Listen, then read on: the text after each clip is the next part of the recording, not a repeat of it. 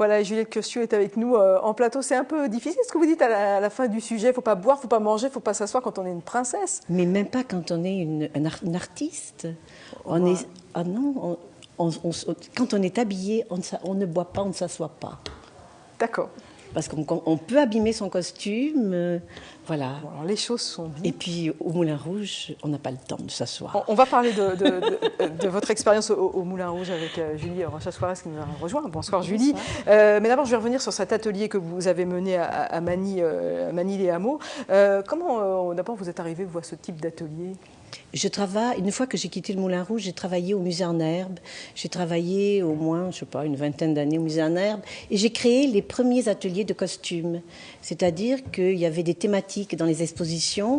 Et à la fin de la visite d'une exposition, les enfants avaient des ateliers différents. Et moi, j'ai commencé à faire les ateliers de costumes qui ont été vraiment un bon succès. Et on avait 1 heure pour faire effectivement un costume avec 30 enfants.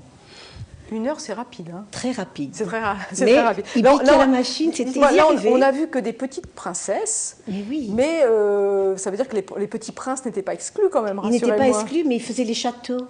Ah, voilà. Le prince fait le château, oui. Voilà. Pour défendre. Tout en carton. Tout en carton, voilà, oui. Le prince est guerrier, il fait son château, forcément. Voilà. Et la princesse fait sa robe pour trouver son prince charmant. Tout cela est fort logique. Juliette Cossu, qui vous a transmis la passion de la couture ? Toute seule quand j'étais petite. Toute seule ? Oui. C'est pas votre maman, votre grand-mère ? Personne m'a toujours interdit de coudre. Alors, attendez, comment ça on vous a interdit de coudre ? Je partais chez les voisines. Le côté merveilleux, c'est qu'à la campagne, les portes s'ouvrent. Peut-être que dans les villes aussi, mais on peut faire toutes les voisines dans la matinée. Mais expliquez-moi, excusez-moi, je reviens là-dessus. Pourquoi on vous empêchait de coudre ? Parce que mes parents ne voulaient pas que je couse. C'est vrai ? Ah mais oui. Parce que pour eux, c'était pas quelque chose d'extraordinaire que d'être au service des autres. Voilà. Ok, d'accord. C'était pas valorisant. Oui, parce qu'ils voyaient que la couturière du quartier, ils ne voyaient pas du tout que moi je resterais pas à la campagne. Et moi je disais toujours, j'irai à Paris. Vous étiez originaire de quelle région ? Des Pyrénées. Je tricoterai des plumes. Je dis ça à ma mère. Tu verras un jour, je tricoterai des plumes. Elle a vu votre parcours, votre maman elle a dû être fière. Je l'ai tue. Pendant des années, je ne disais pas que je travaillais au Moulin Rouge. C'est vrai ? Parce que ma famille ne voulait pas. Ils pensaient que c'était un mauvais lieu, alors qu'il n'y avait pas plus confortable et moral que le Moulin Rouge. Eh ben, vous allez nous raconter tout ça. Nous, en tout cas, on est très contente. Avec Julie est très fière de vous recevoir parce que quand Julie m'a parlé, effectivement, que vous étiez habilleuse au Moulin Rouge, nos yeux se sont émerveillés en se disant mais quelle anecdote il doit y avoir à raconter, Julie. Oui, donc vous y êtes rentrée en 1977 en tant qu'habilleuse. Avant de partager tous vos souvenirs et vos anecdotes, on va regarder ce que pensent les Saint-Quentinois du Moulin Rouge. Au cabaret. Dîner-spectacle. Paris, spectacle. Qu'est-ce qu'on peut dire d'autre ? Femmes. La danse à Paris. C'est le cabaret avec le French Cancan. Moulin Rouge au film. Ça me fait penser au cabaret à Paris. Paris,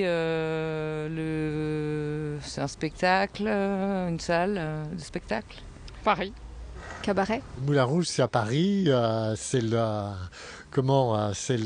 French Cancan. Alors seulement une personne a évoqué le French Cancan et aucun la magnificence des costumes que vous avez pourtant eu entre les mains pendant presque 10 ans. En quoi consistait exactement votre métier d'habilleuse ? Alors le métier d'habilleuse était d'accompagner la troupe, les danseurs ou les danseuses dans les changements de costumes et la préparation aussi avant de rentrer en scène. C'est-à-dire qu'il y a plusieurs clous, il y a un mur farci de clous, il y a des noms ou des numéros, les prénoms des danseuses et les numéros. En fonction, ça reviennent plusieurs fois, on ne va pas remettre plusieurs fois le prénom. Et puis ça change tout le temps de couleur. Donc on sait exactement que le numéro de temps correspond à tel tableau et que le prénom correspond à tel tableau. Voilà. Donc c'est une histoire de clous en fait. Ça c'est pour la partie rangement. Rangement et préparation.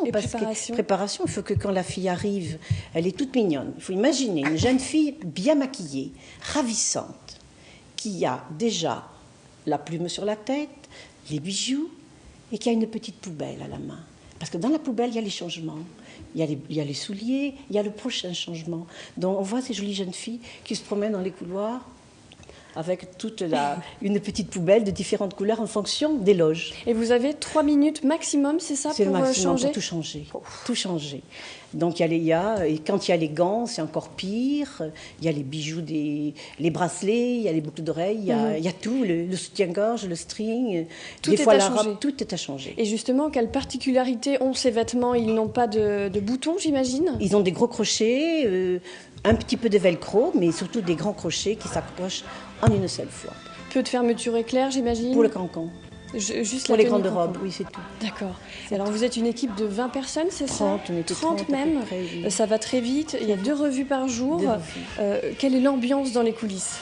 Ben, l'ambiance. Moi, je dis que ça ne doit pas rigoler dans les coulisses. Non. Hein. On n'a pas le temps de Le rire, plaisir, c'est pas pour vous. Le plaisir, c'est pour les gens qui ont payé et qui sont devant. Nous, on travaille.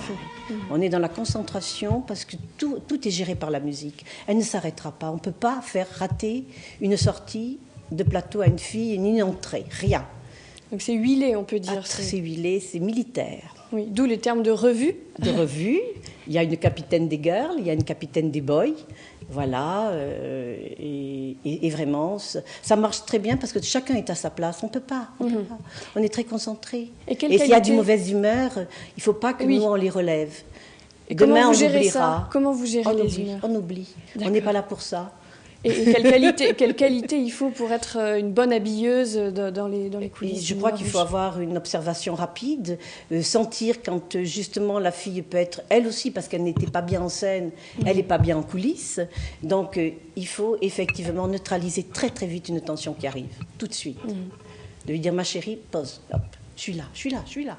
D'accord. Il y a des petits mots. Non, vous dites ma chérie, il y a des petits mots. On dit des petits mots doux, non? C'est affectueux quand même. Oui, ça la calme. Hein, ça la calme. C'est ça. Faut être affectueux. Elle a l'impression qu'elle est reprise en main. Voilà. Et aujourd'hui, vous gardez quand même des beaux souvenirs et des amitiés, Oui, peut-être? des amitiés, oui, je garde des amitiés. Avec des artisans? Les artisans, parce que les artisans, je les rencontre encore et on se fait des petites fêtes de temps en temps et on a beaucoup de plaisir à se retrouver. C'est un très très bon esprit de travail. C'est une famille. C'est une famille. Hein, c'est très familial. Malgré la grande maison, il y a une attention justement même à la femme. Il n'y a pas beaucoup de femmes qui ont des enfants. Et bien, il y a une jeune femme qui vient d'avoir un bébé. Elle habite pas très loin du moulin, mais elle s'en va pour aller donner la tétée à son bébé et elle revient. Vous croyez qu'il y a beaucoup de maisons qui font ça? Non. Mais il n'y a pas beaucoup de bébés au moulin. Moi, il n'y a pas d'histoire d'amour au Moulin Rouge? Non, pas trop. Parce non, que les filles ça doivent passe se trop faire, vite. Ça passe trop vite. Ah bon? Et elles ne restent pas suffisamment de temps à Paris. Elles vont ensuite vers d'autres contrats. Donc, effectivement, il ne se passe pas grand-chose. Mais beaucoup d'amitié, oui. Il y a une très belle ambiance. Un peu comme des frères et sœurs. Oui, vous êtes très soudés. Oui, c'est colonie. Colonie de vacances au Moulin Rouge. Et vous y retournez au Moulin? Oui, je reviens. Pour voir des revues ou dans les coulisses? Dans les coulisses également, parce que j'aime bien aller revoir. Et puis j'ai organisé des expositions autour du Moulin Rouge, donc j'ai eu l'occasion de me retremper. Voilà. Et puis j'ai de temps en temps aussi des petits stagiaires que j'accompagne pour des petits stages. Et voilà, ça me permet de revenir. Vous ne décrochez jamais trop? Ah non. On se réactualise. Je crois qu'on ne décroche pas du Moulin Rouge. Hein. Non, c'est des institutions qui marquent. Hein. Qui marquent et qui m'ont appris que le plaisir, ça se gérait. Ça se gérait, qu'il y avait une sagesse à avoir à gérer le plaisir des autres. D'accord. Merci. En tout cas, Juliette Coxou, merci à vous de m'avoir accueilli. Nous parler aussi joliment du Moulin Rouge. Et vous avez un très joli port de corps, comme les danseuses du Moulin Rouge. Merci Julie de m'avoir accompagnée également. Merci Julie. On va continuer le 7-8 dans quelques instants. Il sera question de femmes chefs d'entreprise, mais d'abord une plongée dans un monde d'hommes, celui du GELD, le groupement d'exploration de longue durée. On regarde. Incendie dans un tunnel du fort de Saint-Cyr à Montigny-le-Bretonneux.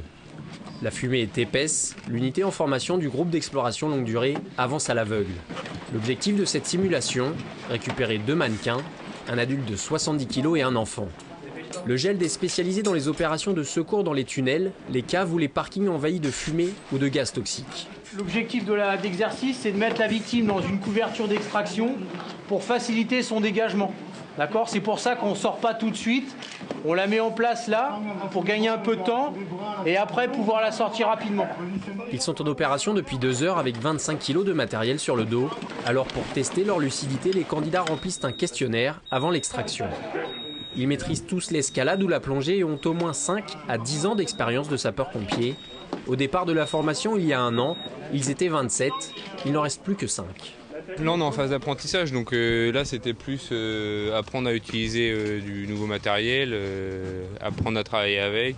Bilan de l'exercice, 2 victimes sauvées, mais surtout des situations dangereuses appréhendées en équipe. Depuis l'incendie dans le tunnel de l'A86 en 2002, la sécurité en milieu souterrain est une priorité dans le département.